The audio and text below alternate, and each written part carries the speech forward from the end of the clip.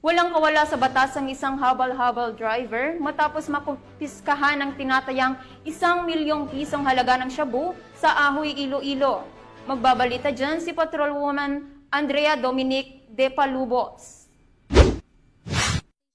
Arestado ang isang habal-habal driver sa ikinasang bypass operation ng Ahoy Municipal Police Station sa NHA Pabahay, Barangay Tipakla, Ahoy, Iloilo. Nito lamang ika-21 ng Hunyo taong kasalukuyan. Ang operasyon ay pinangunahan ng Ahoy Municipal Police Station sa pangunguna ni Police Captain John Michael Dalipe, Chief of Police. Katuwang ang Iloilo Police Provincial Office, Provincial Drug Enforcement Unit, 2nd Iloilo Provincial Mobile Force Company, at Iloilo Maritime Police Station na nagresulta sa pagkakaaresto kay alias Bagtik, 42 taong gulang at residente ng Central Ahoy at naitalang high-value individual. Na-recover sa naturang operasyon ang 9 na sachet ng hinihinalang shabu na may timbang na humigit kumulang 150 gramo na may standard drug price na tinatayang 1,020,000 piso. Kasalukuyang nasa kustudiya na ng pulisya ang suspect para sa tamang disposisyon at haharap sa kasong paglabag sa RA 9165 o ang Comprehensive Dangerous Drugs Act of 2002. Ang tagumpay na ito ay nagpapakita ng matibay na dedikasyon at pagtutulungan ng komunidad at pulisya sa pagsugpo sa iligal na droga at pagpapalakas ng mga operasyon kontra kriminalidad sa buong rehiyon. Patuloy ang kampanya ng Philippine National Police sa pagtugis ng mga sindikato at paggamit ng mga makabagong taktika upang mapanatili ang kaligtasan at kapakanan ng bawat mamamayan. Dahil sa bagong Pilipinas, ang gusto ng pulis, ligtas ka. Mula dito sa Police Regional Office 6, ako ang inyong Police News Network Correspondent, Patrolwoman Andrea Dominic de Palubos. Alagad ng batas, tagataguyod ng balitang pulis.